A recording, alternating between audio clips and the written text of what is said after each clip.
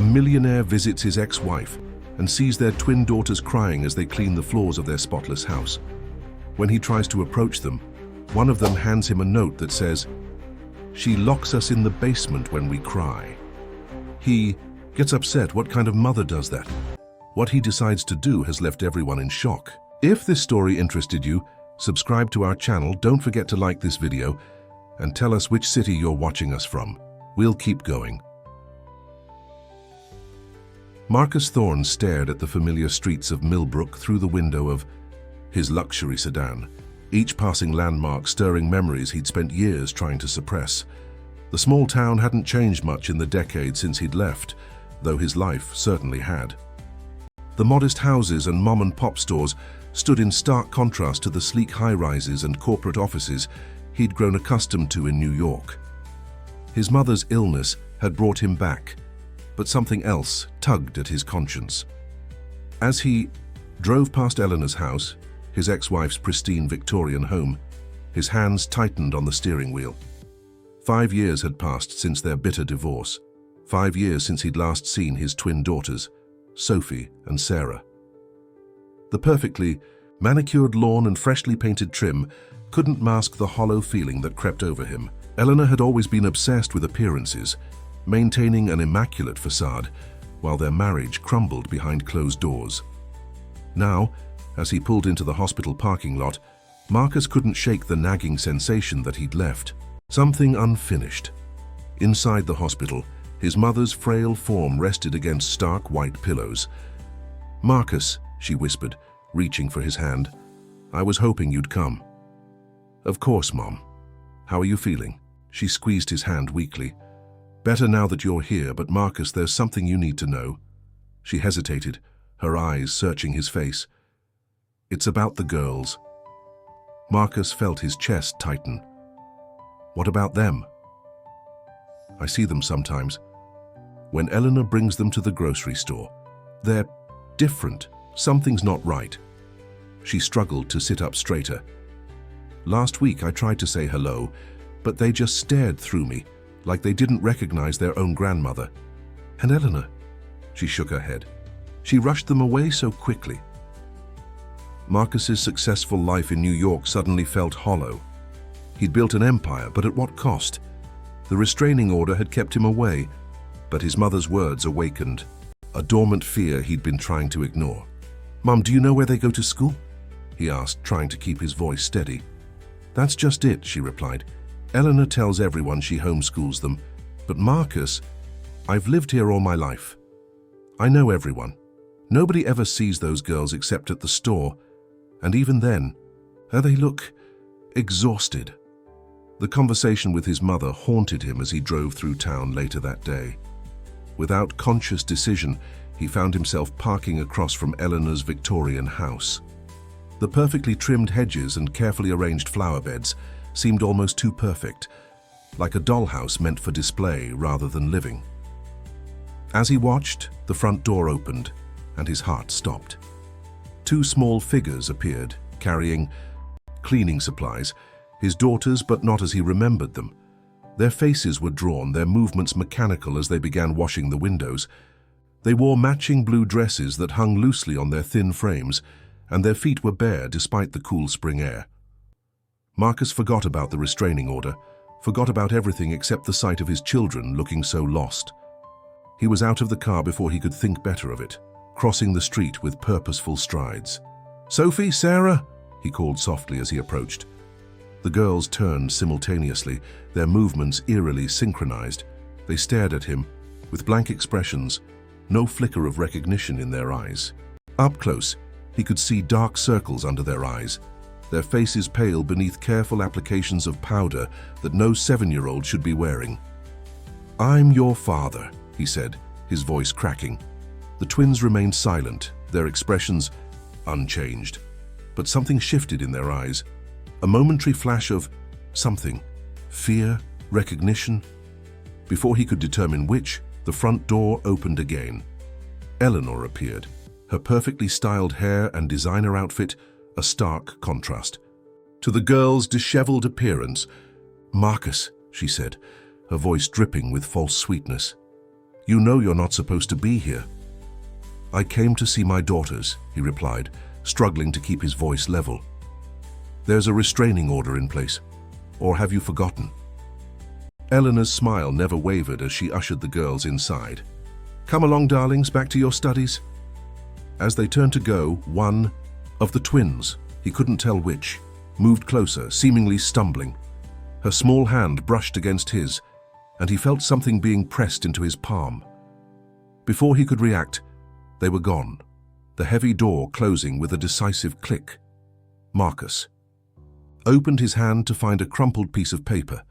His hands shook as he carefully unfolded it, revealing words written in a child's unsteady hand. "She locks us in the basement when we cry." The world tilted on its axis as the implications of those 8 words sank in. Marcus got back in his car, his mind racing. He needed help, but not just any help. He needed someone who knew the town, knew the system, and most importantly, someone he could trust. He pulled out his phone and scrolled through his contacts until he found the name he was looking for. Jessica Martinez. They'd grown up together in Millbrook, and now she was one of the top family law attorneys in the state. If anyone could help him navigate this situation legally and safely, it would be Jess. Jessica's office was exactly what Marcus expected: organized chaos, with case files stacked in precise towers and post-it notes creating a colorful mosaic. On her desk, she hadn't changed much since high school.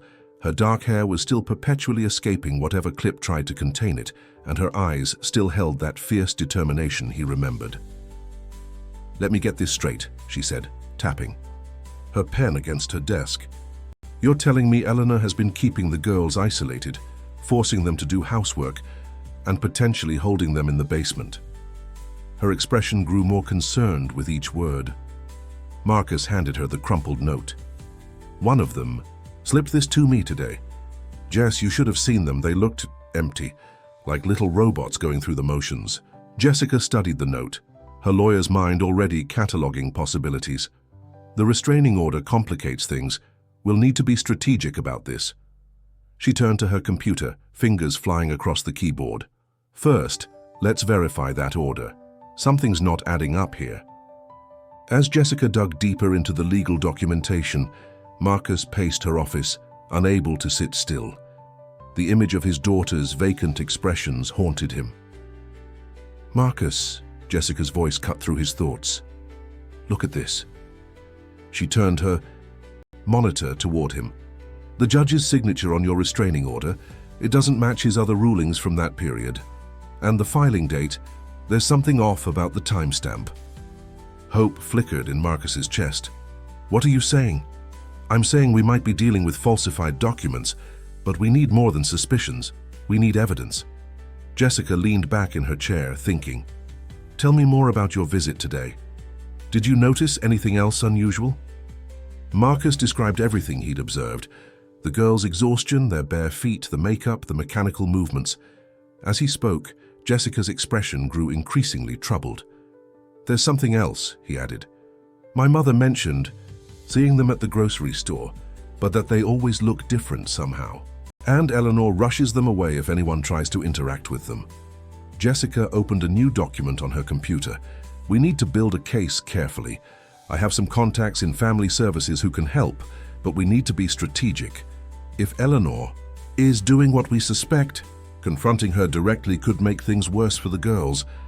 A notification popped up on Jessica's computer, and her eyes widened. "Marcus, look at this." She turned the screen again, showing a live streaming platform. "I did a quick search for Eleanor's online presence and, well, you need to see this." The Mo. Screen showed multiple archive streams, each featuring young girls in various scenarios. Marcus leaned closer, his heart pounding.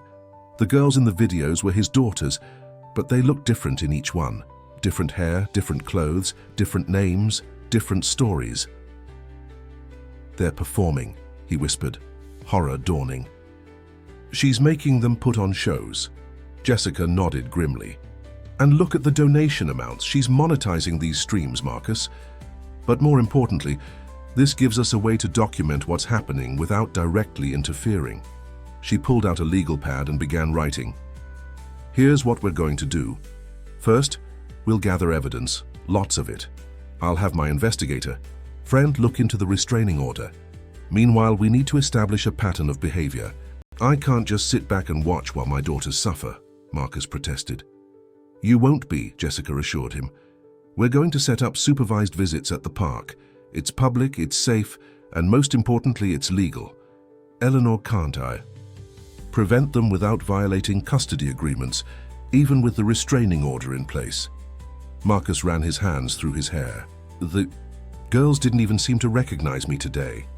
Children are resilient, Marcus, and they're smart. That note they slipped you proves they're aware and asking for help in their own way.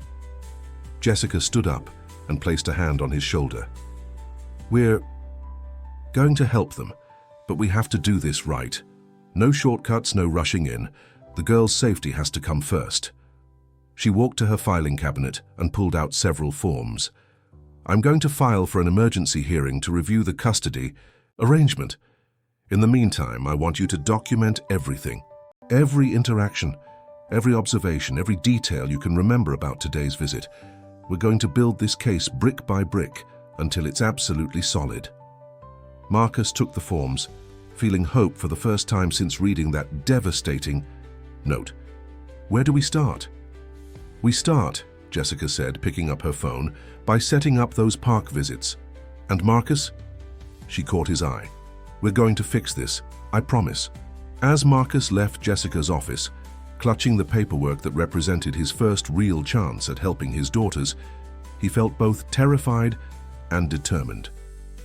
The truth about what was happening in that perfect Victorian house was worse than he'd imagined, but at least now he wasn't facing it alone. With Jessica's help, he would find a way to rescue his daughters from whatever nightmare they were living through. The local park buzzed with the usual weekend activity, children laughing on swings, parents chatting on benches, and the occasional dog chasing a frisbee. Marcus sat on a weathered wooden bench, his heart racing as he waited for the supervised visit Jessica had arranged. The social worker, a kind-faced woman named Patricia Walsh, stood nearby, clipboard in hand. Remember, Patricia said softly, let them set the pace. Don't push too hard for responses. Marcus nodded, but his response was cut short by the sight of Eleanor's silver SUV pulling into the parking lot. She emerged first, immaculate as always in designer clothes, then opened the back door. Sophie and Sarah stepped out, wearing matching yellow sundresses that seemed more appropriate for a photo shoot than a park visit. The girls walked in perfect synchronization, their movements almost choreographed. Eleanor's hand on their shoulders looked gentle to any casual observer, but Marcus noticed how their postures stiffened at her touch. Girls? Eleanor's voice carried across the playground, sweet as honey, but with an underlying edge Marcus remembered all too well. Remember what we discussed. The twins nodded in unison, then walked toward Marcus and Patricia. Their faces remained carefully blank, but Marcus noticed something new. Their eyes darted around the playground in what seemed like a practiced pattern, taking in every detail. Hello, Sophie. Hello, Sarah. Patricia greeted them warmly. Would you like to play while we talk? The girls looked at each other, then back at Eleanor, who had settled on a distant bench with her phone held up, presumably recording the interaction. Finally, they moved toward the playground equipment. Marcus followed, keeping a respectful distance as Patricia had advised. The twins climbed onto the monkey bars with surprising agility, moving in perfect mirror images of each other. As they swung from bar to bar, Marcus noticed they were creating patterns. Left, right, skip one, back two. That's impressive coordination, Patricia commented, but Marcus wasn't listening. He was watching their movements more closely now. The pattern wasn't random. It was deliberate. 3 quick swings, 2 slow, 3 quick again. Like some kind of code. Sarah dropped down first, picking up a stick and beginning to draw in the sand. Sophie joined her seconds later, and together they created what looked like a simple child's drawing, a house, a tree, some flowers. But as Marcus watched, details emerged that made his blood run cold. The house had a detailed basement level, with small figures huddled in corners and what appeared to be camera setups. Patricia's sharp intake of breath confirmed she saw it too. The girls continued drawing, adding more elements: a computer, lines representing what could be internet connections, and most disturbingly, multiple versions of themselves in different costumes. "Would you like to tell us about your drawing?" Patricia asked gently. The twins looked up in unison, their expressions unchanged. Then Sophie picked up another stick and drew a simple line through their entire creation, destroying the evidence while maintaining eye contact with Marcus. The message was clear. They couldn't talk, but they could show. Eleanor's voice cut through the moment. "Girls, time for your online tutoring session."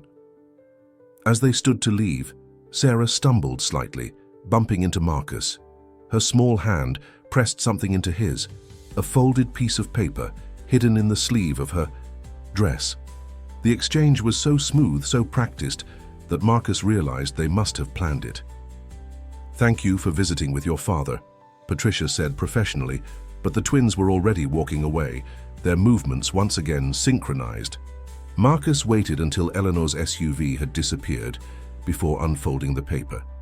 Inside was another drawing, this one more detailed than the one in the sand. It showed the basement again, but with specific details: measurements, locations of cameras, and most importantly, a schedule written in careful child's handwriting. Benny Seasize M. Wake Up, Thorpe 30 M. Makeup Costumes, Francis M. First Stream, Annie's Story, 7 Praise M. Quick Breakfast, 30 Parayam Second Stream, The Taylor Twins, 10 Darem Practice, New Scripts, Chupaus Dr. PM, Third Stream, Hope's Journey. The schedule continued, detailing an entire day of performances, different characters, costume changes, and minimal breaks. At the bottom in tiny letters, "Help us tell the real story." Patricia was already documenting everything in her notebook. "Marcus," she said quietly, "this is more serious than we initially thought. Those girls aren't just being controlled, they're being exploited." Marcus clutched the paper, his hands shaking. "How much longer do we need to gather evidence? They're suffering right now." "I understand your frustration," Patricia replied, her voice firm but compassionate. "But we need to do this right. One wrong move and Eleanor could disappear with them, make them even harder to reach. We need to build an airtight case." She pulled out her phone and began taking notes.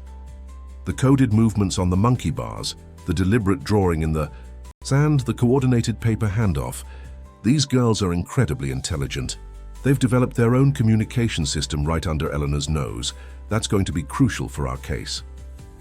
Marcus watched as Patricia documented everything they'd observed. The twins' silent signals spoke volumes about their resilience and intelligence. They weren't just victims, they were active participants in their own rescue, finding creative ways to communicate despite Eleanor's constant surveillance. "What's our next step?" he asked, already dreading the thought of leaving his daughters in that house for even one more day. Patricia's expression was determined as she finished her notes. "We keep building the case, but Marcus, those girls haven't given up, and neither will we." Back in Jessica's office, the computer screen glowed with dozens of open tabs, each displaying a different livestream archive. Marcus sat beside Jessica as they documented every performance, every character, every donation that poured in during Eleanor's elaborate digital deception. "Look at this one," Jessica said, clicking on a stream from 3 weeks ago. "Here they're playing the Thompson sisters, supposedly orphaned by a tragic accident." She made another note in her growing file. "And here, just 2 days later, they're the Mitchell twins, allegedly rescued from an unfortunate situation." Marcus watched as his daughters transformed on screen, their performances flawless, but their eyes telling a different story. "They've been trained to do this," he said quietly. "Every gesture, every tear, every smile, it's all choreographed."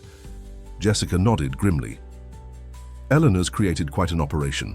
Multiple streaming accounts, different payment processors, elaborate backstories for each character. She's making a fortune exploiting their performances." A knock at the door interrupted them. Tom Chen, Jessica's technology expert, entered with a laptop under his arm. "You need to see this," he said, setting up his computer. "I've been analyzing the streaming patterns, and there's something interesting." Tom pulled up a calendar view filled with colored blocks. Each color represents a different character the girls perform. "Look at the schedule. It's inhuman. Some days they're streaming for up to 16 hours, switching characters every few hours." "That matches the schedule they gave me in the park," Marcus said, pulling out the crumpled paper. "They're starting at 4 a.m. most days." Tom's fingers flew across the keyboard. "And look at these engagement metrics. The donations spike whenever they show signs of distress." Eleanor's learned exactly how to manipulate the audience's emotions. Jessica leaned forward, studying the data. "We need to track the money. If we can prove she's profiting from this exploitation—" "Already on it," Tom interrupted. "I've documented transfers to at least 3 different offshore accounts. She's made over $200,000 in the past year alone." Marcus stood up abruptly, pacing the office. "How did I not know? All these years, while I was building my business in New York, my daughters were being turned into digital puppets." "Eleanor's been careful," Jessica reminded him. "The restraining order, the fake homeschooling records, the multiple online identities. She created a perfect smokescreen. But it's starting to crack." Tom turned his laptop around. "There's something else.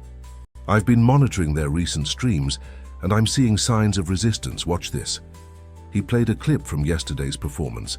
The girls were playing the Anderson sisters, supposedly sharing their story of triumph over adversity.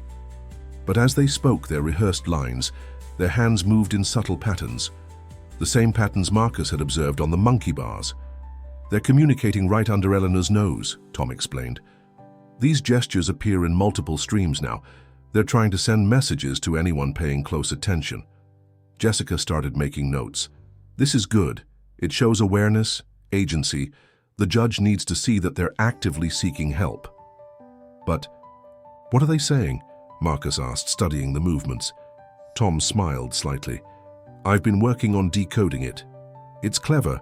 They've created a modified version of Morse code using gestures. From what I can tell, they're sharing details about their situation, times, dates, locations. They're building their own evidence record." The revelation hit Marcus like a physical blow. His daughters weren't just surviving, they were fighting back in their own subtle way, documenting everything while appearing to comply with Eleanor's demands. "There's more," Tom continued, pulling up another window.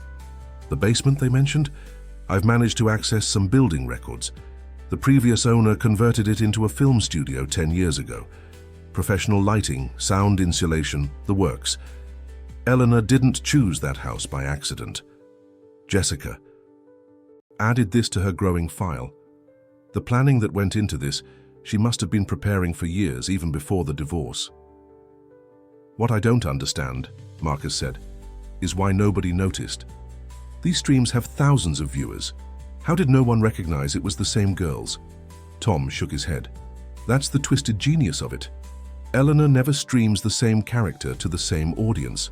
She rotates through different platforms, different time zones, different viewer groups. To each audience, they're only seeing one story, one character. Nobody sees the whole picture." Jessica stood up, moving to her whiteboard where she'd created a timeline of events. "We're getting close," she said, adding new details. "The supervised visits, the decoded messages, the financial records, the streaming documentation. It's all coming together. But we need something concrete, something that shows the immediate danger they're in." Marcus watched as she updated the timeline, each entry representing another piece of evidence, another crack in Eleanor's carefully constructed facade. His daughters were counting on him, communicating through coded movements and secret drawings, trusting that he would understand and act. "What about the house itself?" he asked suddenly. The girls' drawings showed specific details about camera locations, schedules. "If we could somehow verify those details..." Jessica and Tom exchanged looks. "Actually," Tom said, turning back to his laptop, "I might have an idea about that, but we'll need to be careful, very careful." Tom's idea turned out to be both brilliant and terrifying. From his laptop screen, Marcus watched live security camera feeds from Eleanor's house. Cameras she herself had installed to monitor the girls, now turned into windows for their investigation.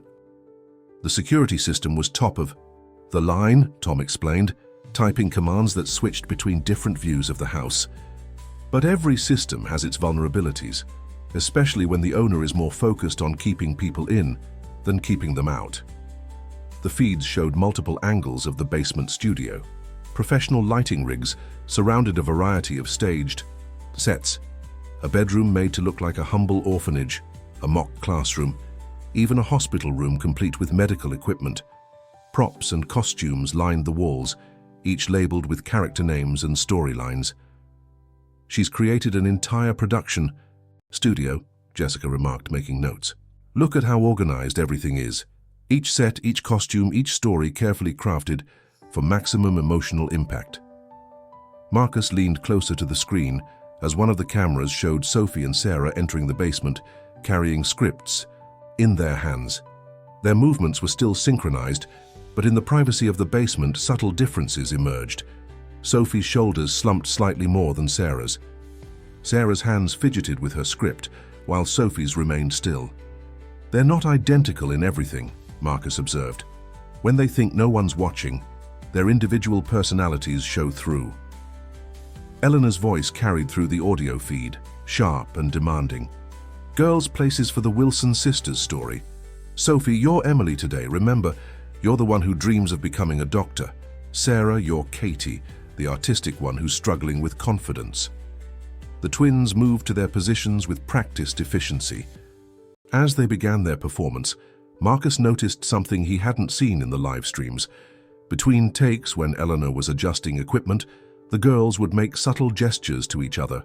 A finger tap here, a hand movement there, their own private language developed over years of forced partnership.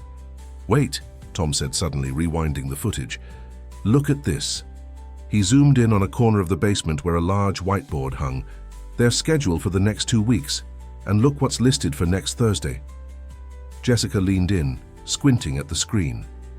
"Special performance, exclusive, content for premium subscribers. What does that mean?" Before anyone could respond, the feed showed Eleanor approaching the twins with makeup brushes and a determined expression.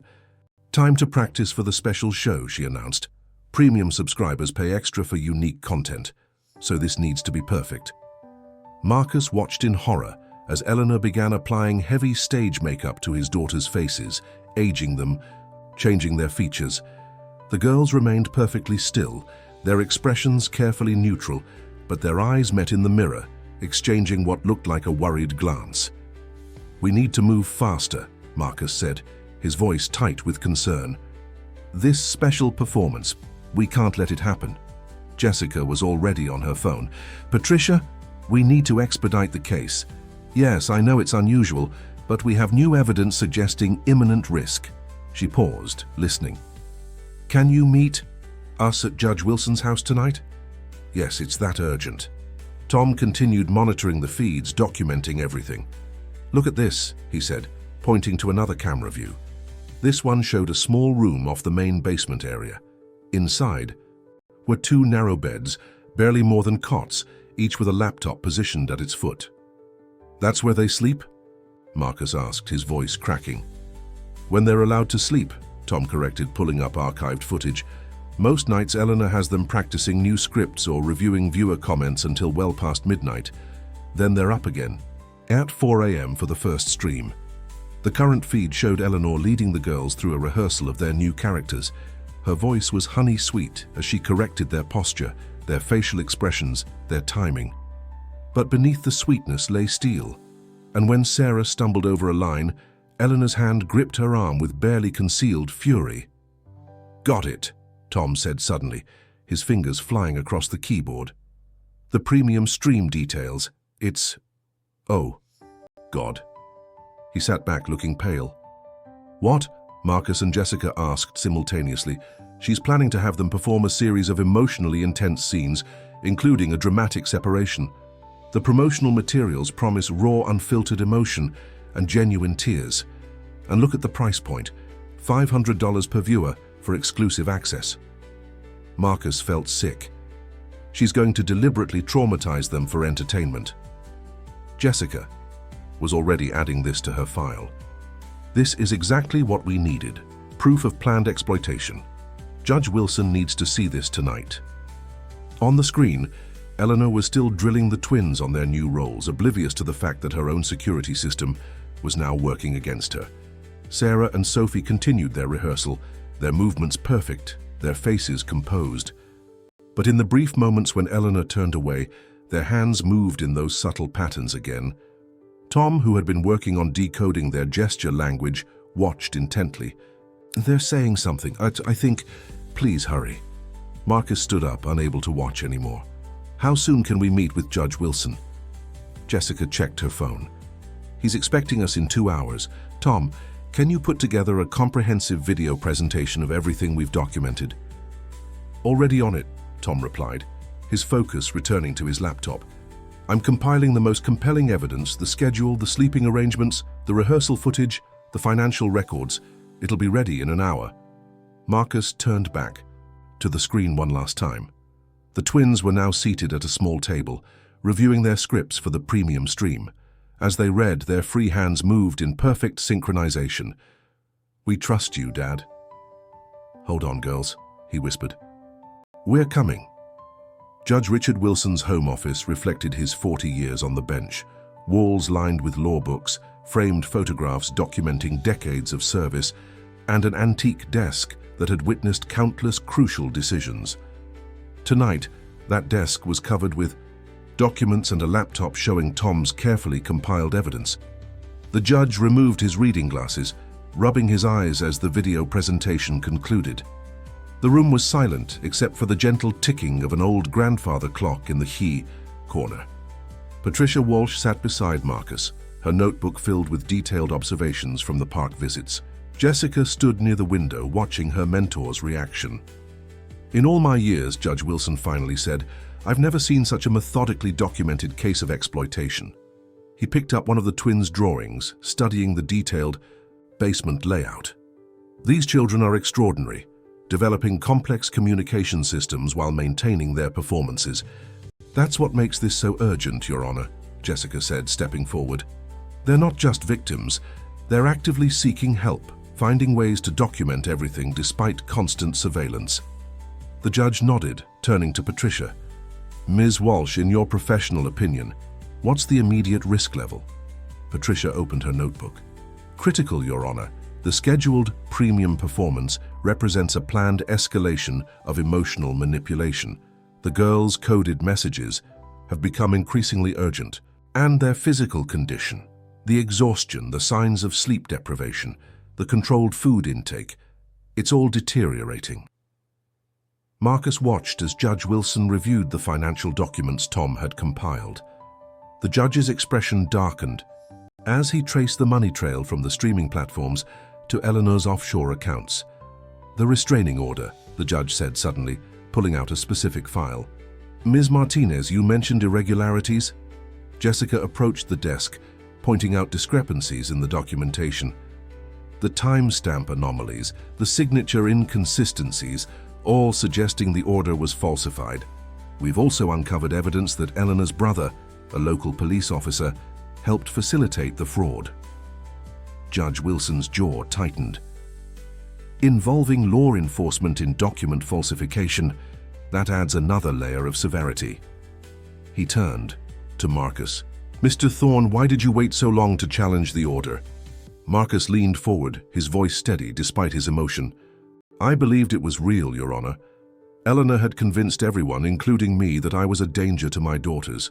She used my focus on building my business as evidence of abandonment. By the time I realized something was wrong, she had created an impenetrable narrative." The grandfather clock chimed 9 times, its sound somehow adding weight to the moment. Judge Wilson stood, walking to a wall of legal texts. He pulled out a specific volume, consulting it briefly before returning to his desk. "Here's what we're going to do," he announced, pulling out official forms. "I'm issuing an emergency temporary custody order, effective immediately. Mr. Thorne, you'll have primary custody while we investigate these allegations fully. Ms. Walsh will supervise the transition and provide support services for the girls." He began filling out the forms with practiced efficiency.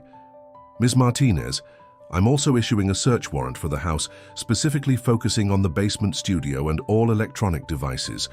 And, he paused, writing another note, I'm ordering a freeze on all financial accounts associated with the streaming activities. Patricia raised her hand.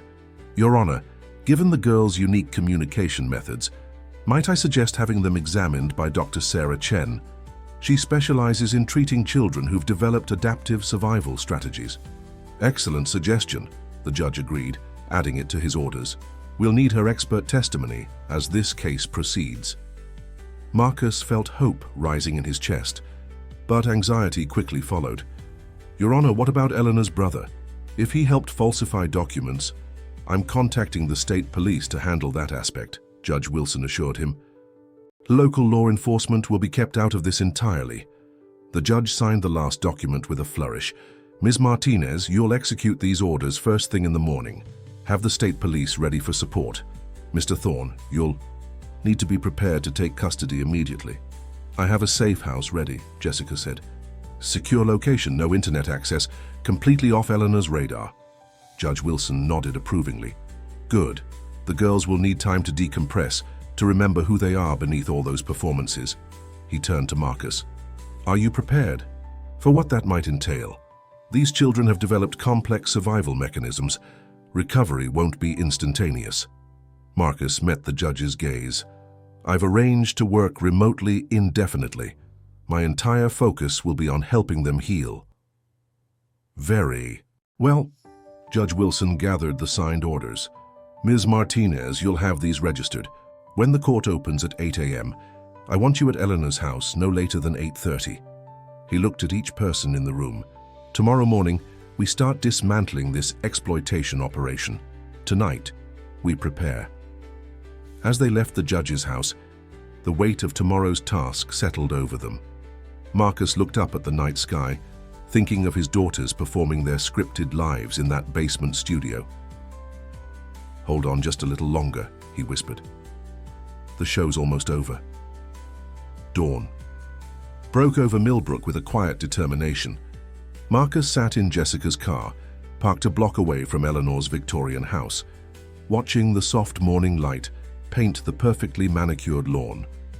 State police vehicles waited discreetly around the corner, their presence both reassuring and nerve-wracking. Remember, Jessica said, checking her watch for the 10th time, we wait for my signal. Eleanor always starts their first stream at 5 a.m. We need to document one last performance before we go in. Tom's voice crackled through their earpieces from his position in a surveillance van. Cameras are up. I'm getting clear feeds from the basement. They're already in makeup. Marcus watched the tablet in his lap, showing the security camera feed. His daughters sat perfectly still as Eleanor applied their stage makeup, transforming them into whatever characters she had planned for today's performance. Their faces remained expressionless, but their hands moved in those now familiar patterns when Eleanor turned away. They're saying something different today, Tom translated.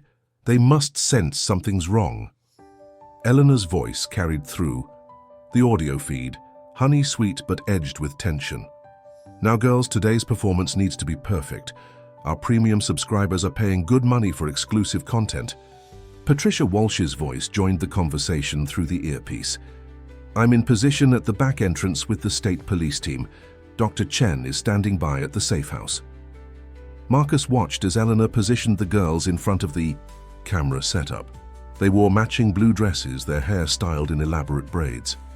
Today, Eleanor announced to her online audience, the Wilson sisters share their most emotional story yet. Recording everything, Tom confirmed. Every streaming platform, every donation, every comment. The performance began, and Marcus felt his heart constrict as he watched his daughters act out Eleanor's scripted tragedy. They were flawless, their tears perfectly timed, their voices breaking at exactly the right moments. But beneath the performance, their hands never stopped moving. Last show, Tom translated their gestures. We know, ready. Jessica checked her phone. Court orders are registered, time to move. She gave the signal and everything happened at once. State police vehicles rolled into position. Patricia's team approached the back entrance. Jessica led the way to the front door, search warrant in hand. The doorbell's chime echoed through their earpieces, followed by Eleanor's irritated voice from the basement. "Girls, keep performing. Don't stop no matter what." Marcus watched the tablet as Eleanor hurried upstairs.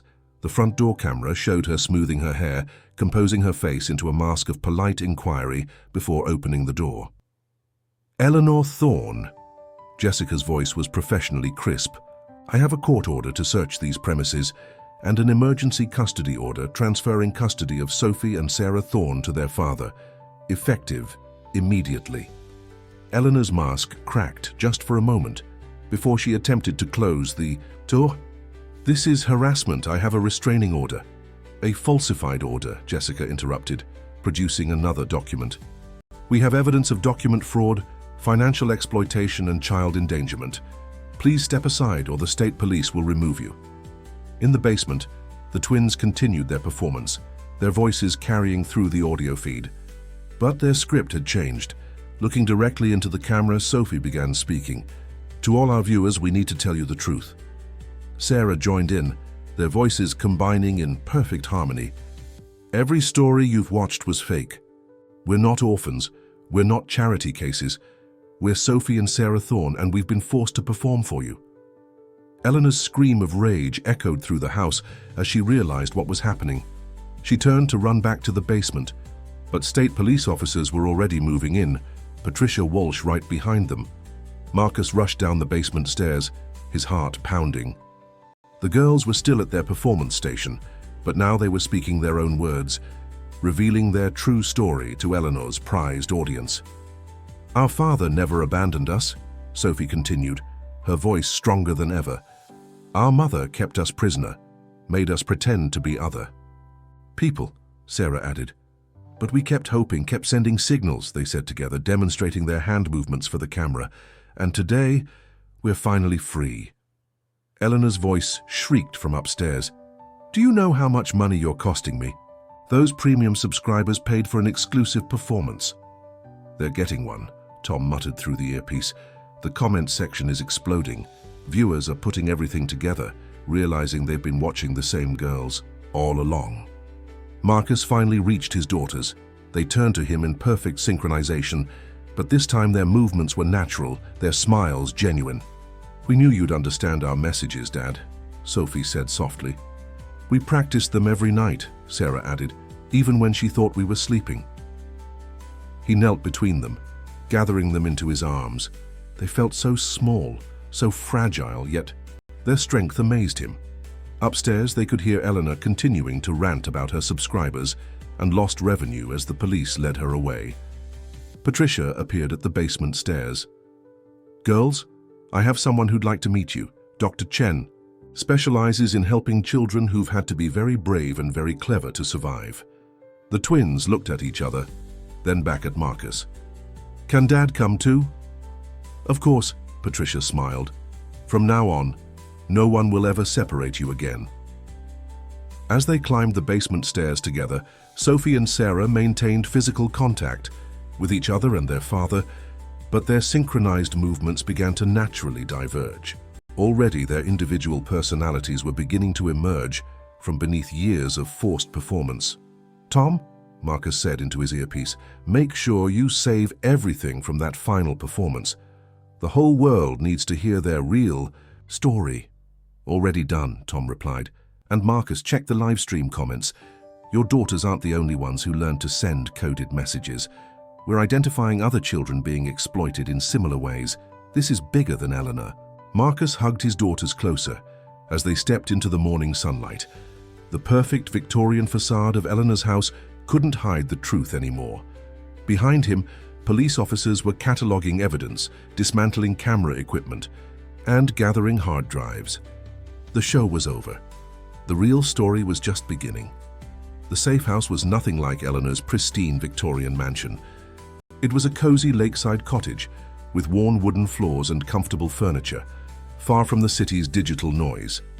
Dr. Sarah Chen had carefully prepared the space, removing all screens and cameras, creating an environment where Sophie and Sarah could begin to rediscover themselves. "The first few days are crucial," Dr. Chen explained to Marcus as they watched the twins explore their new bedroom. They need to understand that they're safe to be individuals now, not performers. The girls moved through the room, touching everything with careful curiosity. They still stayed close together, but their movements were becoming less synchronized. Sarah lingered by the bookshelf, while Sophie investigated the window seat, their first natural deviation in preferences. "Look," Sarah whispered, pulling out a sketchbook. "Blank pages, no scripts." "And real clothes," Sophie added, opening the closet to find simple, comfortable outfits, none of the elaborate costumes they'd been forced to wear. Dr. Chen smiled gently. "Those clothes are yours to choose from. You can wear whatever you like, whenever you like. You don't have to match anymore." The twins exchanged glances, their hands moving in their secret language before they caught themselves. "We can talk normally now," Sarah said, her voice barely above a whisper. "But sometimes it feels safer to use our signals." Sophie finished. "That's perfectly okay," Dr. Chen assured them. "You created that language to protect yourselves. It's part of your story, part of your strength. You can use it whenever you feel the need." Marcus watched as his daughters continued exploring, noting every small sign of their emerging individuality. Sarah's shoulders relaxed first. Sophie's voice grew slightly louder. Their matching gaits began to naturally fall out of step. Patricia. Walsh arrived with lunch, simple sandwiches and fruit, nothing like the strictly controlled meals Eleanor had used to maintain their performance energy. The twins stared at the food in confusion. We can eat when we're hungry?" Sophie asked. "And whatever we want?" Sarah added. "Absolutely," Marcus said, his heart breaking at their uncertainty. "No more 4 a.m. wake-up calls, no more strict schedules. You set the pace now." As if to prove his point, Sarah took a bigger bite of her sandwich than Sophie, the first time they'd eaten differently in years. A small thing, but Dr. Chen's approving nod told Marcus it was significant. Later that afternoon, during their first therapy session, Dr. Chen brought out art supplies. "Sometimes," she explained, "it's easier to express feelings through colors and shapes than words." The twins approached the art table with their usual careful synchronization, but as they began to draw, their individual styles emerged. Sophie's drawings were bold and abstract, filled with sweeping lines and bright colors. Sarah's were more detailed, focusing on specific objects and patterns. "They're different," Sarah observed, looking at their artwork with wonder. "We're allowed to be different now," Sophie replied, and for the first time, her voice carried a hint of excitement. Marcus sat nearby, available but not hovering as Dr. Chen had advised. He watched his daughters discover their separate identities in small ways, Sophie preferring apple juice to Sarah's orange, Sarah tucking her hair behind her ears, while Sophie let hers fall forward, their drawings diverging into distinct styles. As evening approached, another challenge arose. The twins stood nervously by their separate beds, clearly uncomfortable with the idea of sleeping apart. "What if," Sarah began. "We could push them together," Sophie finished. "Of course," Dr. Chen agreed. "Recovery isn't about forcing separation. It's about choosing when you want to be close and when you need space." That night, Marcus sat between their beds, now pushed side by side, reading a story they'd chosen themselves. No scripts, no performances, just a simple tale of adventure. The girls' hands still occasionally moved in their secret patterns, but now they were sharing private jokes and observations, transforming their survival tool into something joyful. "Dad?" Sophie asked as he finished the story. "Will we have to tell people what happened?" "Only if and when you want to," he assured them. "You're in control of your story now." Sarah reached for her sister's hand across the small gap between their beds. "We want to help the others," she said, "the ones like us." "Tom found more," Sophie added. "In the live stream comments, other kids sending coded messages." Marcus nodded, pride swelling in his chest. Even after everything they'd endured, his daughters were thinking of others. "When you're ready," he promised, "you can help in whatever way feels right to you. But for now, your only job is to rest and heal." The twins settled into their beds, still holding hands across the gap, their matching blue eyes, so often used to convey scripted emotion, now shone with genuine peace. "Dad?" they said together, then laughed at the accidental synchronization. "Can you stay until we fall asleep?" Sarah finished alone. "Of course," Marcus replied, settling into the comfortable chair between their beds. "I'll be right here." As darkness fell over the lake, the cottage settled into peaceful quiet. No cameras whirred, no scripts waited to be memorized, no performances demanded perfection. Just the soft sound of twin breaths falling into natural, unsynchronized rhythms as Sophie and Sarah Thorne began their journey back to themselves. 2 weeks at the lakeside cottage had brought subtle but significant changes. Sophie's laugh came, more freely now, a bright sound that surprised even her. Sarah had discovered a passion for birdwatching, spending hours by the window with a pair of binoculars Dr. Chen had provided. Their movements, once mirror images of each other, now flowed with natural independence. "Watch this," Sophie whispered to Marcus one morning, pointing to where Sarah sat cross-legged on the window seat, completely absorbed in sketching a blue jay. "She doesn't even notice when I move anymore." Marcus smiled, noting how Sophie's observation carried pride rather than anxiety. Early in their recovery, any unsynchronized movement had caused both girls visible distress. Now they were learning to celebrate their differences. Dr. Chen's daily sessions had evolved from careful structure to more fluid conversations. Today, she sat with the twins in the cottage's small garden where they were planting wildflower seeds. "Each flower will grow differently," Dr. Chen explained, watching as the girls carefully pressed seeds into the soil. "Just like people, they develop at their own pace in their own way." Sarah paused, studying the seed packets. "Like how Sophie likes the orange flowers best, but I prefer the purple ones." "Exactly," Dr. Chen smiled, "and both choices are perfectly right." Inside the cottage, Jessica met with Marcus to update him on the legal proceedings.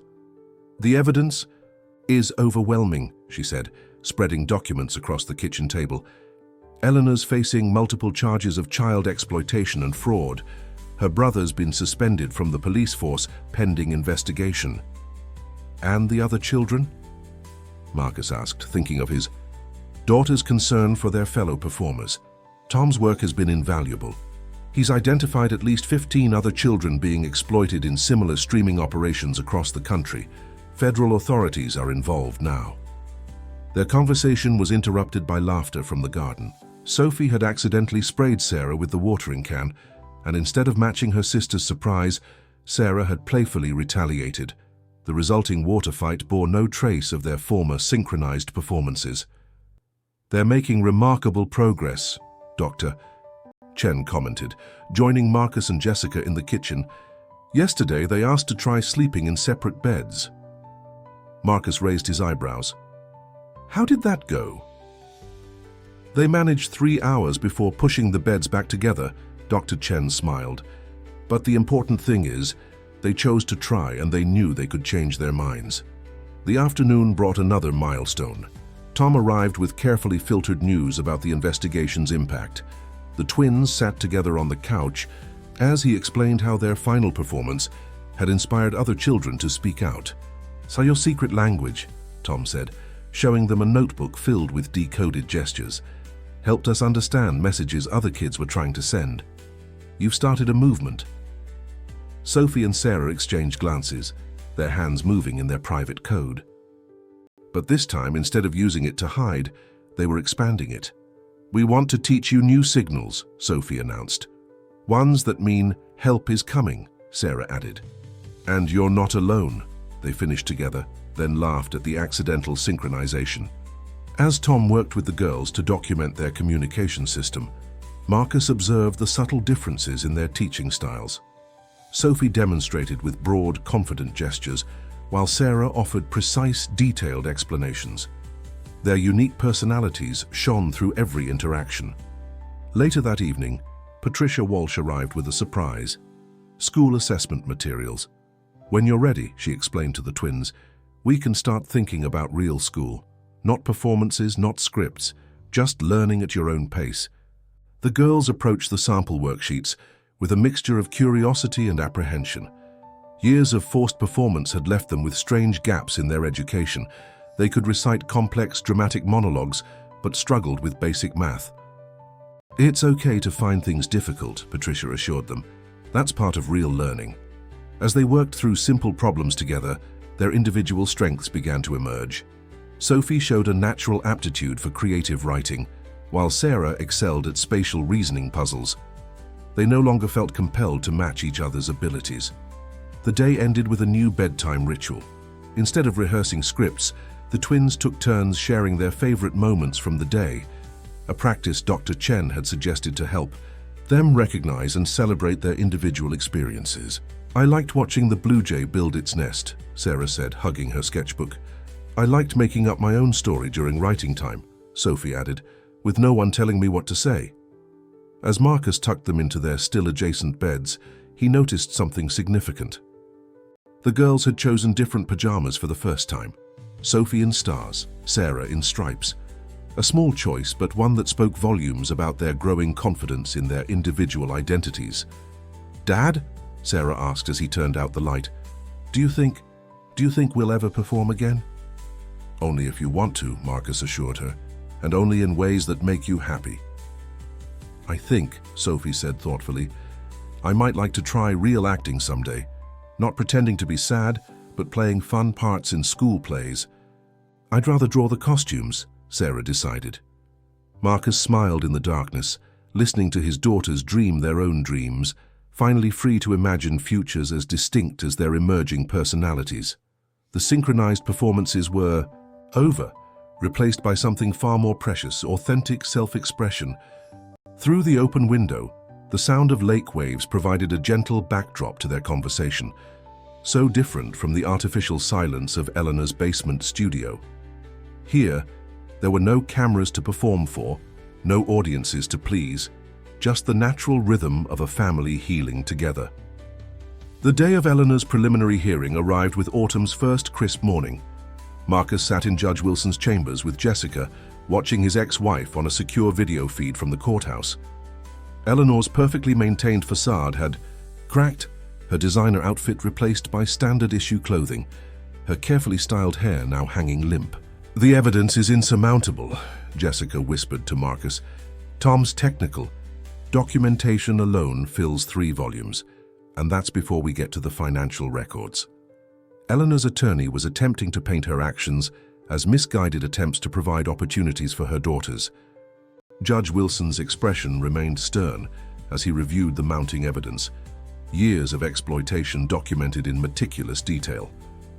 But Marcus's thoughts were elsewhere, back at the lakeside cottage where his daughters were spending the morning with Dr. Chen. The girls had made it clear they didn't want to be anywhere near the courthouse, and he had promised to protect their wishes.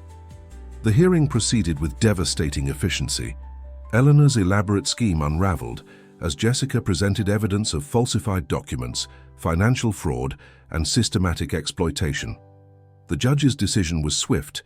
Eleanor would remain in custody with a full trial to follow. "There's something else," Jessica said as they left the courthouse. "The FBI's task force wants to interview the girls, not about Eleanor, but about their communication system. They believe it could help identify other children in similar situations." Marcus thought about how far his daughters had come in the past month. "I'll ask them," he said, "but only if they feel ready." Back at the cottage, he found Sophie and Sarah engaged in very different activities. Sophie was rehearsing lines for an actual children's theater audition, while Sarah sat nearby, sketching costume designs. Their choices were their own now, their interests naturally diverging. "How did it go?" Dr. Chen asked quietly, as the girls continued their activities. Marcus shared the hearing's outcome, then mentioned the FBI's request. To his surprise, both girls stopped what they were doing, clearly having overheard. "We want to help," Sophie said, setting down her script. "We've been practicing," Sarah added, pulling out a notebook, "making our code easier to teach." "Di Sadant," Chen smiled. "They've been working on this all morning. Show him, girls." The twins had created a simplified version of their gestural language, complete with clear illustrations and explanations.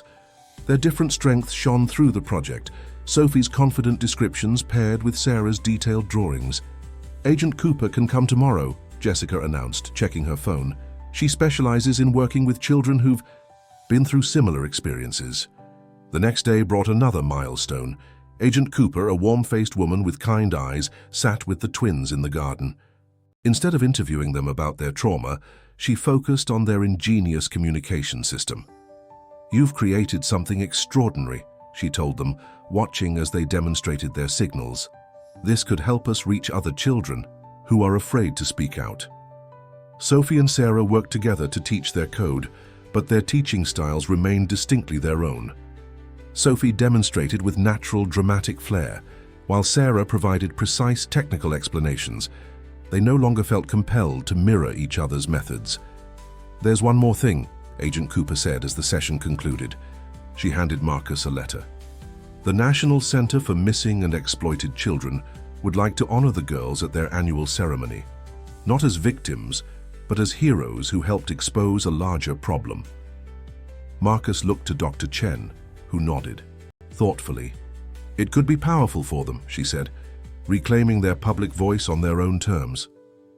The twins exchanged glances, their hands moving in their private code before speaking. "Could we do it together?" Sarah asked. "But in our own way," Sophie added. "Exactly your own way," Agent Cooper assured them. That evening, as Marcus helped the girls prepare for bed, Sophie in her star pajamas, Sarah in stripes, they talked about their decision to share their story. "We want other kids to know," Sophie said, arranging her stuffed animals just so. "That they can be themselves again," Sarah finished, sketching one last bird in her notebook. Marcus watched as his daughters settled into their beds, still close, but no longer identical in every movement. Sophie sprawled across her mattress while Sarah curled onto her side, each finding their own natural comfort. "Dad?" Sophie asked as he turned out the light. "Are you proud of us?" "More than you could ever know," he replied. "Not because we're the same," Sarah added softly, "but because we're different," Sophie finished. "Because you're exactly who you're meant to be," Marcus said. "Both of you." Through the window, stars began appearing over the lake. In the peaceful darkness, Marcus could hear his daughters breathing, no longer in forced synchronization, but in their own natural rhythms. Tomorrow would bring new challenges, new opportunities for growth and healing. But tonight, in this moment, Sophie and Sarah Thorne were simply themselves, unique, individual, free. The performance was over. The real story was just beginning, and this time they would tell it their own way. The National Children's Center auditorium buzzed with anticipation.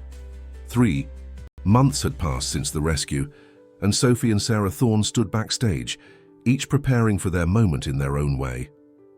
Sophie paced energetically, practicing her speech under her breath while Sarah sat quietly, adding final touches to the illustrations they would share. "Remember," Dr. Chen said, adjusting Sophie's blue dress, chosen by the girl herself, "you can use your signals if you feel overwhelmed. Agent Cooper has arranged for a translator to explain their meaning to the audience." The event wasn't being live-streamed, a conscious choice to protect all the children involved.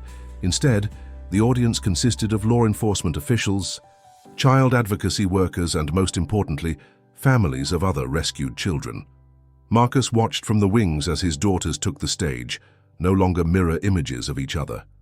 Sophie wore her hair in a bright ribbon, while Sarah had opted for a simple braid. Their differences now celebrated rather than suppressed. "Hi," Sophie began, her voice clear and confident. "I'm Sophie Thorne." "And I'm Sarah Thorne," her sister continued, slightly quieter but equally assured. "We're here to share something we created," they said together, then smiled at the natural synchronization that now occurred only by choice. The presentation screen behind them lit up with Sarah's detailed illustrations as Sophie explained their communication system. The girls demonstrated various signals, showing how they had adapted their secret language into a tool for helping others. "When we couldn't speak," Sarah explained, pointing to her drawings, "we used these movements. But now they mean something different," Sophie added. "Now they mean hope." In the audience, Marcus could see other children watching intently, some with notebooks open, others making subtle gestures of their own. Agent Cooper had been right. The twins' code was becoming a bridge, helping other survivors find their voices. After the presentation, families gathered in small groups, sharing stories and support. Sophie found herself surrounded by children, eager to learn more signals, while Sarah sat with a smaller group, showing them how to draw their own visual guides. "Your daughters are remarkable," Agent Cooper said to Marcus, watching the interactions. "We've already identified 30 more cases thanks to their system. Children are using variations of their signals to alert teachers, counselors, even librarians." Dr. Chen joined them, her expression thoughtful. "What's most impressive is how they've transformed their trauma into something healing. They're not just surviving, they're helping others survive too." The event concluded with an unexpected moment. A young girl, recently rescued from a similar situation, approached the twins with a drawing, a colorful mess of butterflies emerging from cocoons. "I made this for you," she said shyly, "because you helped us break free too." Sophie and Sarah accepted the drawing together, but their reactions were distinctly individual. Sophie's eyes lit up at the dramatic symbolism, while Sarah immediately noticed and praised the artistic technique. Later, that evening, back at their new home, a warm, modestly sized house far from Eleanor's Victorian mansion, the twins prepared for another milestone. Tomorrow would be their first day of real school. What if the other kids ask about the news stories? Sarah worried, organizing her art supplies. For the 10th time. "Then we tell them what we want to tell them," Sophie replied with newfound confidence. "Dr. Chen says we own our story now." Marcus watched from the doorway as his daughters packed their separate backpacks. Sophie's filled with script pages for drama club auditions, Sarah's with sketching supplies for art class. They had chosen different electives, different lunch, periods, different paths. "Dad," Sophie called, noticing him, "can you help me practice my audition piece one more time?" "After you help me arrange my colored pencils," Sarah added, not because she had to match her sister's request, but because she genuinely wanted his input. As Marcus helped Sophie run lines for Alice in Wonderland, while Sarah organized her art supplies by color temperature. "It's important, Dad." He marveled at how far they'd come. The forced performances were behind them, replaced by genuine passion and individual interests. "Do you think," Sarah asked later, as they all sat together looking through their presentation notes from the day, "other kids are using our signals right now?" "Probably," Sophie said, demonstrating one of their hope messages, "but they're making them their own too, like we did." Marcus smiled at his daughter's insight. Their secret language, born from necessity, had evolved into something powerful, a way for children to speak when words failed them. The twins had transformed their survival tool into a beacon for others. Through the window, the autumn sun painted the sky in brilliant colors. Tomorrow would bring new challenges, real school, real friends, real choices. But tonight, Sophie and Sarah Thorne sat together in their shared bedroom, different yet connected, stronger for their differences rather than their similarities. Their story was spreading, touching lives they would never know, helping children they would never meet. And here, in this moment, they were exactly who they were meant to be, two distinct stars in their own constellation, shining all the brighter for their unique light. Millbrook Elementary School's hallways buzzed with morning energy as Marcus walked Sophie and Sarah to their separate classrooms. For the first time, the twins had chosen different paths. Sophie in Ms. Peterson's class, known for its creative writing program, and Sarah in Mr. Rodriguez's room, famous for its art corner.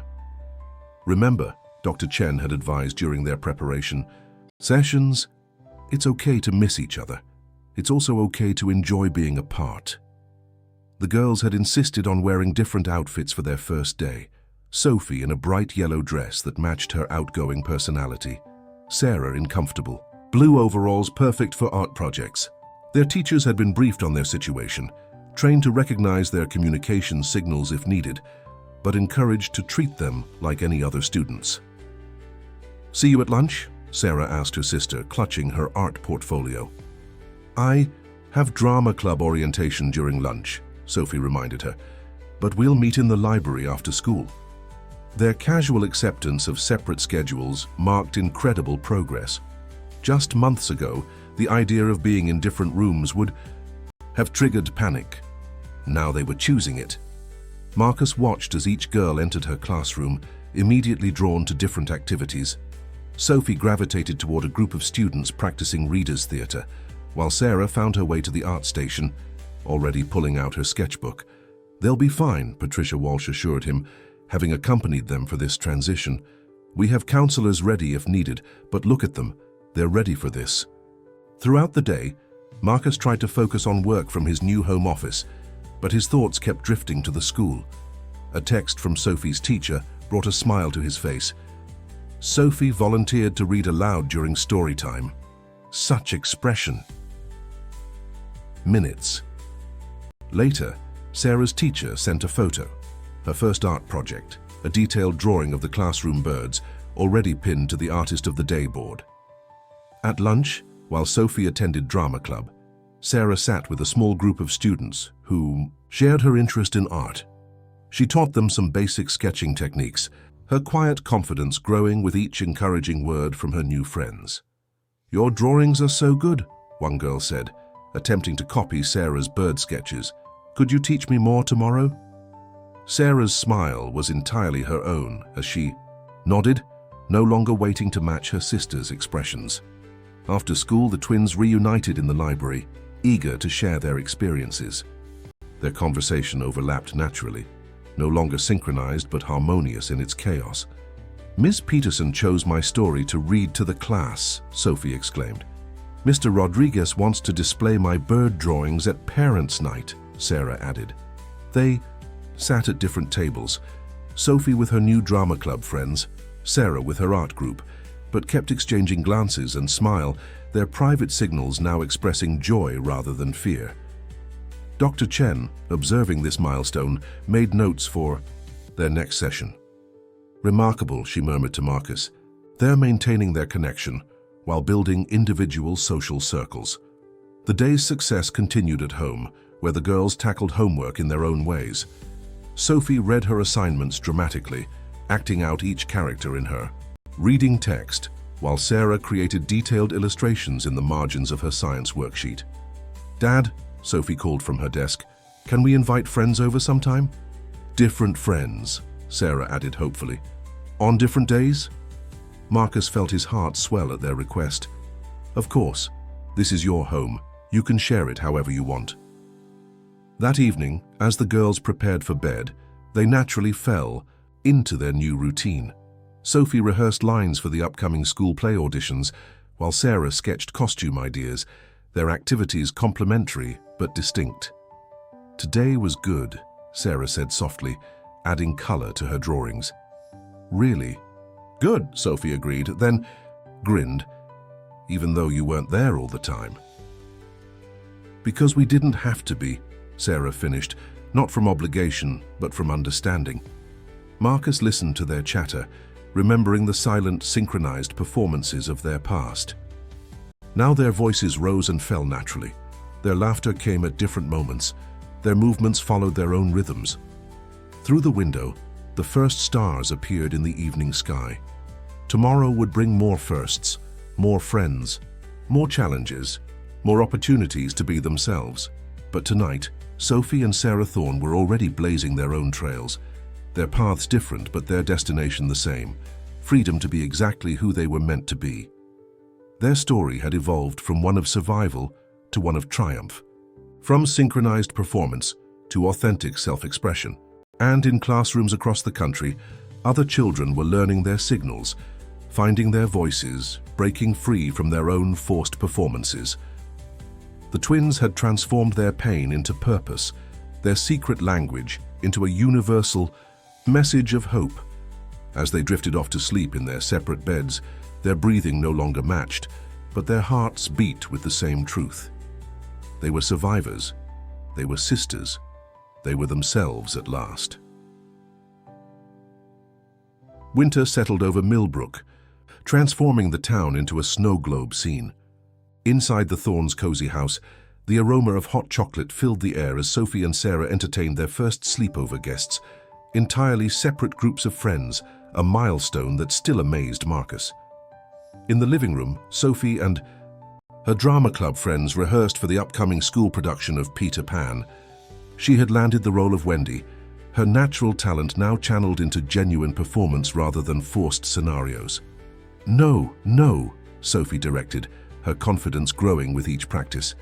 "When you say, 'off to Neverland,' you have to really believe in magic." Meanwhile, in the converted garage studio Marcus had created for Sarah, she and her art club friends worked on set designs for the play. Her detailed sketches of Neverland's landscape covered the walls, each drawing signed proudly with her own name, no longer hiding behind forced anonymity. "The trees should look like they're dancing," Sarah explained to her friends, demonstrating, with swift pencil strokes, like they have their own kind of magic. Dr. Chen, making one of her now weekly visits, observed the scene with satisfaction. "Notice how they're collaborating," she said quietly to Marcus, "supporting each other's interests while maintaining their separate spaces." The doorbell rang, announcing the arrival of Agent Cooper. The FBI's task force had expanded, with the twins' communication system now being taught in schools and youth centers across the country. They called it the Butterfly Code, a name Sophie had suggested, inspired by their journey of transformation. "Girls," Agent Cooper called out, carrying a large envelope, "I have something to show you." The separate groups merged naturally. In the kitchen, gathering around the table where Agent Cooper spread out letters and drawings from other survivors. Each piece of mail showed variations of the twins' signals, adapted and personalized by children, finding their own voices. "Your code helped us rescue 15 more children last month," Agent Cooper explained. "They're all safe now, starting their own healing journeys." Sophie and Sarah examined the letters together, their reactions characteristically different. Sophie read the stories aloud with dramatic emphasis, while Sarah studied the drawings, noting how each child had adapted their signal system. "Look," Sarah pointed to one particularly detailed illustration. "They've added their own symbols. And new words," Sophie added, excited. "They're making it bigger than we imagined." Marcus watched his daughters share this moment, remembering how far they'd come. The code that once protected their secrets now served as a bridge for others, growing and evolving beyond its origins. Later that evening, as the sleepover parties settled into their separate spaces, Sophie's group in the living room for an impromptu performance, Sarah's in the studio for a late-night art session, Marcus met with Dr. Chen and Agent Cooper in the kitchen. "The National Children's Advocacy Center wants to establish a permanent program," Agent Cooper explained, "training educators and counselors to recognize and respond to the Butterfly Code. They'd like the girls to contribute to the curriculum in whatever way they're comfortable." Dr. Chen nodded thoughtfully. "They're ready for more involvement, but we'll need to ensure it remains on their terms. No pressure to perform, just genuine sharing of their experience." Through the kitchen window, Marcus could see Sarah teaching her friends to draw butterflies, each one unique in its design. From the living room came the sound of Sophie leading a dramatic reading, her voice strong and natural. "You know," he said, "6 months ago, I couldn't imagine them having separate lives like this. Different friends, different interests, different dreams. That's the real triumph," Dr. Chen smiled. "Not just breaking free from Eleanor's control, but discovering who they are beyond it." The evening continued with its happy chaos, Sophie's group breaking into spontaneous song, Sarah's friends creating a collaborative mural. The twins moved between the groups freely, no longer bound by forced synchronization, their interactions natural and joyful. As the night wound down, Marcus overheard Sophie and Sarah talking quietly in the hallway between their activities. "Do you miss doing everything together?" Sophie asked. Sarah considered this, twirling her pencil. "Sometimes, but I like who we are now better." "Me too," Sophie agreed, "because now, when we do things together, it's our choice." Their conversation was interrupted by calls from their respective friends, drawing them back to their separate celebrations. But they shared a quick smile and a subtle gesture, one of their original signals, transformed from a distress sign into an expression of love. Through the window, snowflakes danced in the porch light, each one unique, yet part of the same storm. Inside, two separate slumber parties created their own kind of magic, led by two remarkable girls who had learned that being sisters didn't mean being the same. The butterfly code continued to spread its wings, carrying messages of hope and transformation far beyond Millbrook. And in their cozy house, Sophie and Sarah Thorne spread their own wings, soaring into futures as distinct as snowflakes, as connected as stars. Spring arrived in Millbrook with a burst of color that seemed to mirror the transformation in the Thorne household. Marcus sat in the school auditorium, watching the final dress rehearsal for Peter Pan. On stage, Sophie soared in a harness, delivering Wendy's lines with natural confidence. Behind the scenes, Sarah directed her crew in arranging the sets she had designed, her artistic vision bringing Neverland to life. "They've come so far," Patricia Walsh whispered, seated beside Marcus. Now semi-retired, she remained a cherished family friend. "Remember how nervous we were about their first day of school?" On stage, Sophie improvised a moment of dialogue, adding her own interpretation to Wendy's character. From the wings, Sarah adjusted a painted cloud, perfectly timing its movement to her sister's performance. They worked in harmony now, their talents complementing rather than copying each other. "The most remarkable thing," Dr. Chen added from Marcus's other side, "is how they've maintained their connection while developing their individual strengths. It's not about separation or sameness anymore, it's about choice." The rehearsal paused for technical adjustments, and the twins met center stage to discuss a scene transition.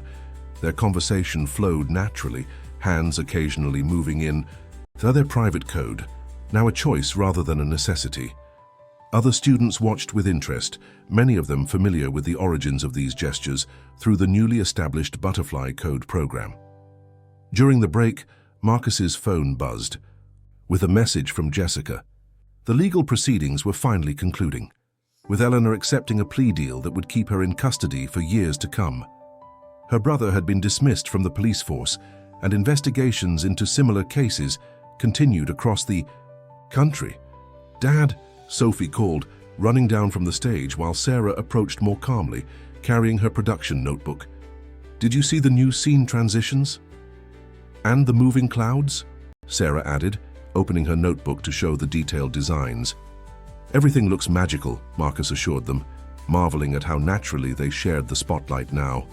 Sophie beamed at the praise for her performance, while Sarah smiled proudly at the recognition of her artistic work. The school principal, Mrs. Henderson, approached their group. "I thought you'd like to know," she said. 3 students in other districts were identified and helped this month, thanks to our Butterfly Code training. Your daughter's legacy is growing." The twins exchanged glances, their hands moving in a subtle gesture that now meant pride rather than fear. They had transformed their survival signals into a universal language of hope, taught in schools and youth centers across the country. After rehearsal, the family headed home, their car filled with excited chatter about tomorrow's opening night. Sophie ran through her lines while Sarah sketched last-minute set adjustments, each focused on their own contribution to the show. At home, they found Agent Cooper waiting with news. "The cow. National Children's Advocacy Center's new training program is ready to launch," she announced.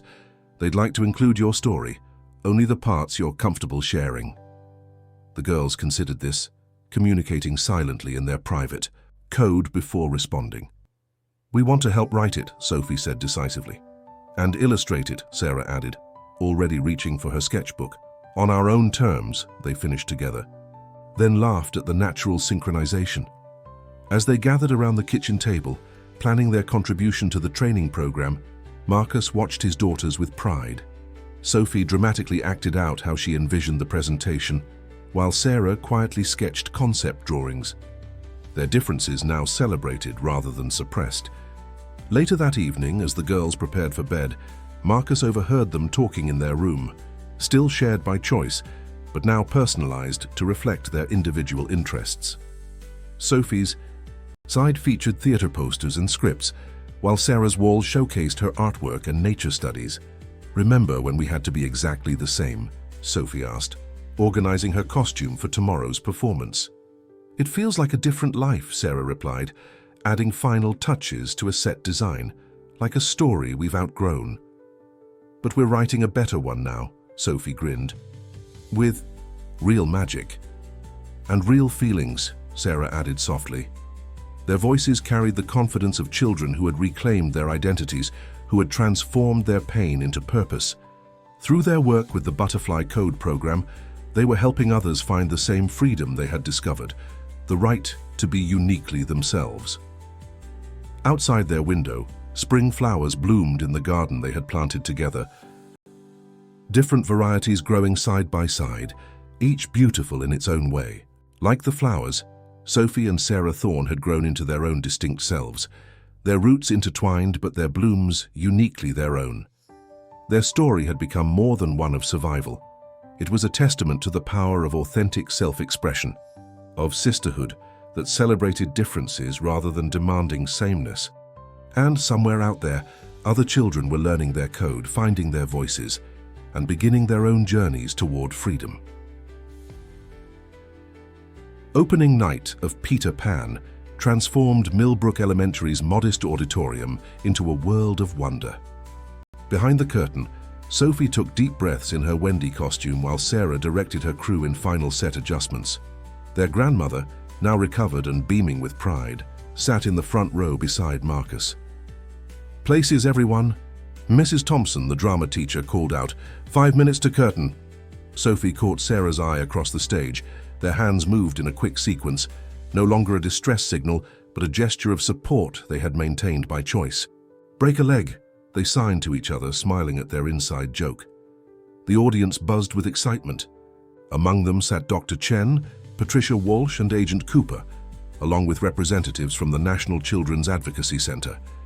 They had come not just for the play, but to witness the remarkable progress of the Thorne twins. "Remember when they couldn't even speak without matching each other?" Patricia whispered to Dr. Chen. "Now look at them." Indeed, the transformation was striking. Sophie stood center stage, confidently preparing for her role, while Sarah worked quietly in the wings, coordinating her technical crew through hand, signals she had developed specifically for the show. The curtain rose, revealing Sarah's masterpiece, a nursery scene that seemed to float between reality and dream. Sophie's voice rang out clear and true, no longer performing from fear but from genuine joy in her craft. "All children grow up," she began, "except one." As the play progressed, the audience was transported by the seamless integration of performance and technical artistry. Sophie's Wendy soared through the air against Sarah's ethereal backdrop of clouds and stars, each sister's talent enhancing the others without overshadowing it. During scene changes, Sarah's crew moved with ballet-like precision, her innovative pulley system allowing set pieces to dance across the stage as if by magic. In the control booth, she conducted this behind-the-scenes symphony with quiet confidence, her artistic vision bringing Neverland to life. Halfway through the first act, a subtle movement in the audience caught Marcus's attention.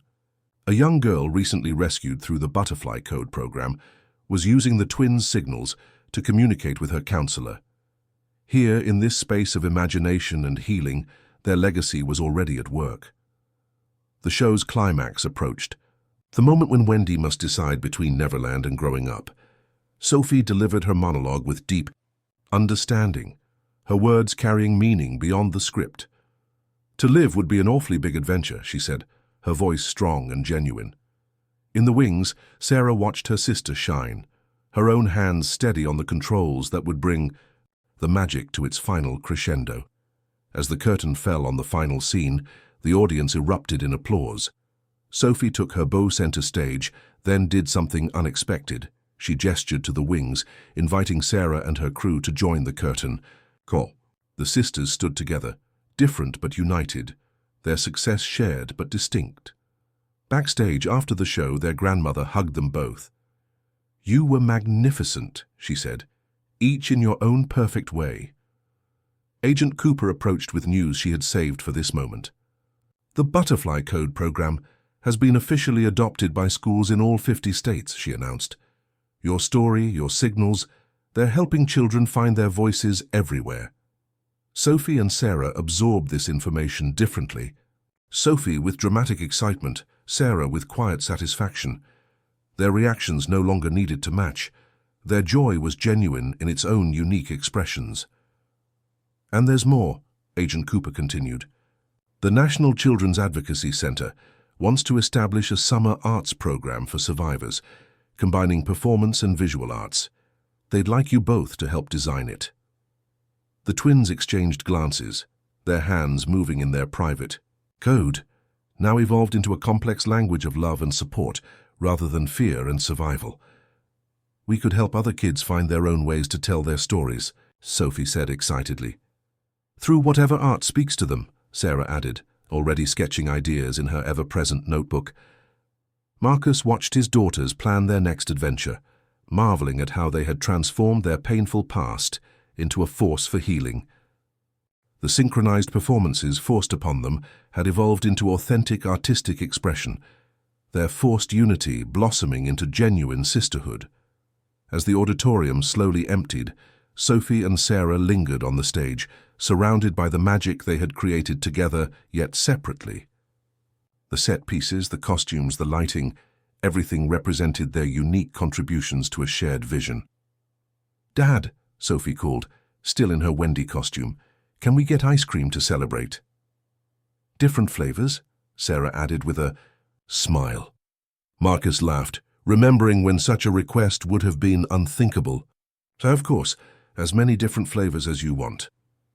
They left the auditorium together, the spring evening warm with promise.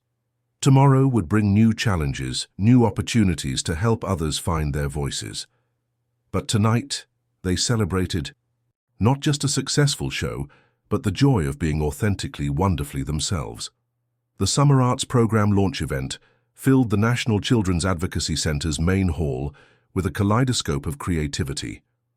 Art stations, drama corners, and music areas were set up around the room, each designed to help young survivors find their unique forms of expression.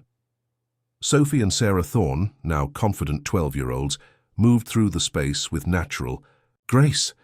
Sophie led improvisational exercises in the theater corner, helping shy children find their voices through character play. Sarah worked at the art station, showing others how to express their feelings through color and form. "Watch this," Dr. Chen said to Marcus, pointing out how the twins occasionally used their signal language to encourage particularly hesitant participants. They've turned their coping mechanism into a teaching tool. The butterfly code had evolved far beyond its origins. Painted butterflies decorated the walls, each one containing a different signal, transforming their private language into a universal symbol of hope. Schools across the country now had trained counselors who could recognize and respond to these signals.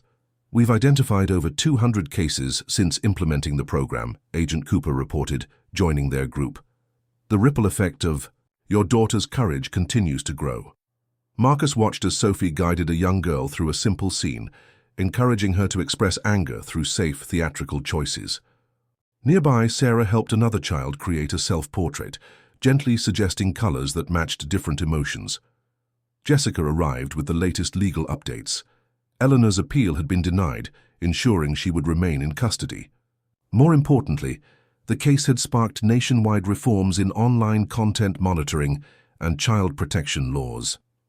"The Thorne Act goes into effect next month," Jessica explained, referring to the new legislation.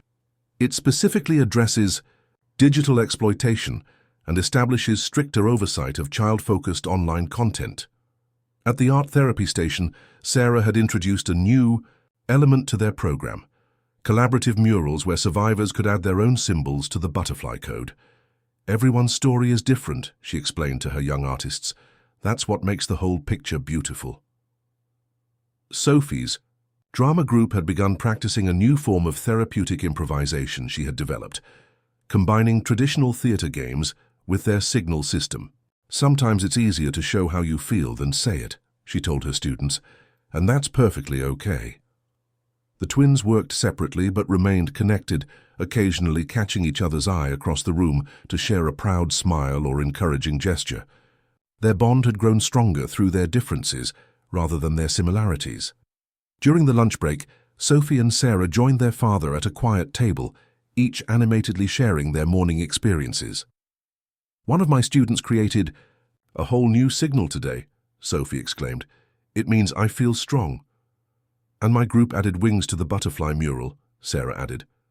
Each one tells a different story of breaking free. Marcus listened to his daughters, remembering the silent, synchronized children they had once been. Now they spoke with individual passion about helping others find their own paths to healing. Dr. Chen approached their table with a special announcement. The American Psychological Association wants to feature the Butterfly Code in their new handbook on therapeutic interventions for young survivors. They'd like you both to contribute. In your own ways, of course. The twins' reactions perfectly illustrated their growth. Sophie immediately began planning how to demonstrate the signals through video, while Sarah started sketching ideas for illustrating the psychological concepts. "Together but different," they said in unison, then laughed at the coincidence. As the afternoon session began, Marcus watched his daughters return to their separate groups. Sophie's voice carried across the room, encouraging and bright, while Sarah worked quietly with her artists, each interaction meaningful in its own way. The day concluded with a special ceremony. Survivors from across the country who had been helped by the Butterfly Code gathered to release real butterflies into the center's garden. As the delicate creatures took flight, their wings catching the sunlight, Sophie and Sarah stood together, watching their legacy soar. "You know what I love most about butterflies?" Sophie mused. "Each one follows its own path. But they all start from the same place," Sarah added softly. "Just like us." Their hands moved in one final gesture, not a signal from their code, but a simple sisterly squeeze of support. They had transformed their story of survival into a symphony of hope, each playing their own unique part in a larger harmony. As the sun set behind the Advocacy Center, casting long shadows across the butterfly garden, Marcus realized that their journey had created something far more powerful than survival. It had sparked a movement of authentic self-expression, helping countless others break free from their own forced performances.